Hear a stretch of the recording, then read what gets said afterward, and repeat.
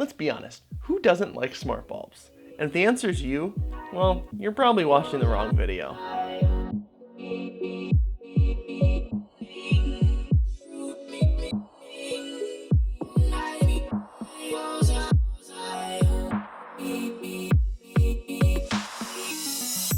Okay everybody, so today we're taking a look at the difference between hubbed and non-hubbed smart bulbs. We're going to be looking at functionality, internet usage, and price. And I'll put links in the description of all the bulbs that I talk about. The functionality is a big part of getting smart bulbs. Let's be honest, if the bulb doesn't function well, like it keeps disconnecting from your internet, or you're not happy with how the app works, you're probably not going to have a good experience with that bulb. Having non-hubbed smart bulbs, meaning that the bulb connects via Wi-Fi to your router, means that each bulb has to have its own separate connection to that router. We'll be doing a test on this in a little bit to see how that affects the internet usage in my apartment. Smart bulbs that use a hub, such as Philips Hue, connect to that hub via either Zigbee or Z-Wave, and in Philips Hue case, it uses Zigbee. Now how this works is that the bulb connects to the hub, and then the hub connects to the router, giving it one connected device.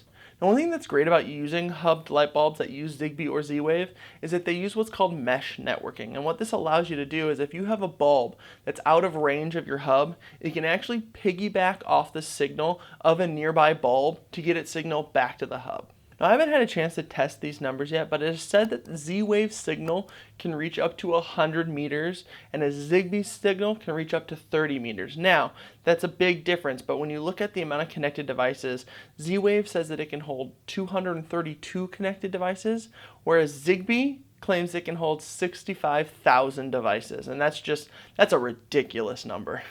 Also, it should be noted that if you're using a lot of Wi-Fi enabled devices in your household and you're having issues with your internet, it could be your router, not the internet itself. If you have a low-end router, they tend to top out at about 20 devices and you might see some lag start happening there. So once you add into consideration, cell phones, laptops, smart bulbs, it can really start to add up quick and get to those 20 devices, and your issue might lie with the router and not the internet. Speaking of internet, let's run some tests and see if there's any difference really between the smart bulbs that run on a hub and the ones that aren't hubbed, and see how it affects the internet. Alright you guys, so as you can see, I've turned off the lights behind me because those are Wi-Fi enabled bulbs, so I didn't want to have those on. We're going to do a base test here with just everything off. I've even unplugged my Google Assistant. Really the only thing that should be connected to the internet right now is my laptop. So let's go ahead, we're going to run this test just to get a base.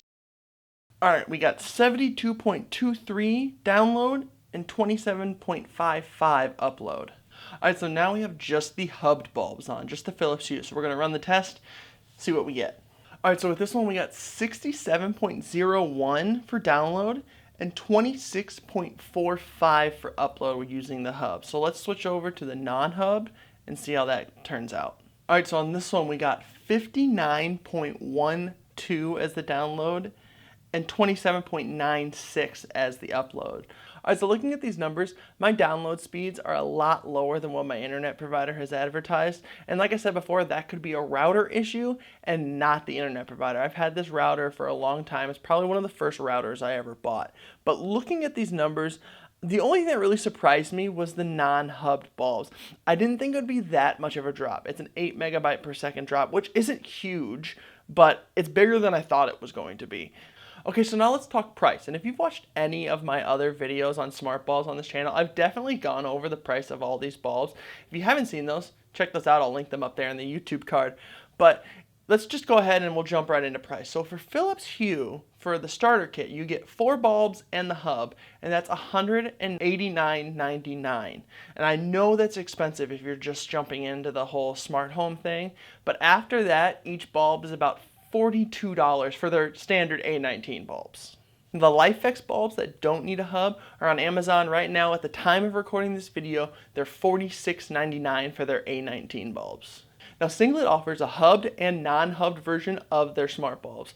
Their hubbed versions come with 4 bulbs and the hub, and that's $114.88 on Amazon right now. And their non-hubbed version is $24.99 for a single bulb. Alright, so now my decision. What do I think is the better bulb? Hubbed or non-hubbed? And I think, and a lot of people are going to be upset, I think, about this answer, I think it just depends. Depends on your situation, what you're trying to do. If you're gonna do a handful of bulbs, go Wi-Fi. Cheaper, don't have to worry about paying for the hub. If you're only gonna do a handful of bulbs, it's not really gonna matter. If you're gonna do multiple rooms in your house or your whole house, you're gonna wanna go hubbed. I think the connectivity there would be a lot better, plus you get the mesh networking. I test bulbs on this channel.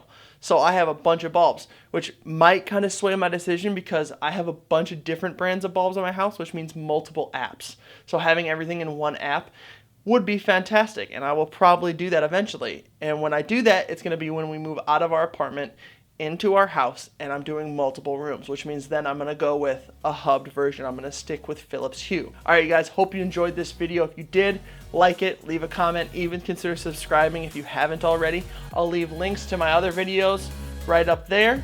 Hope you enjoyed this one, and I will see you next time.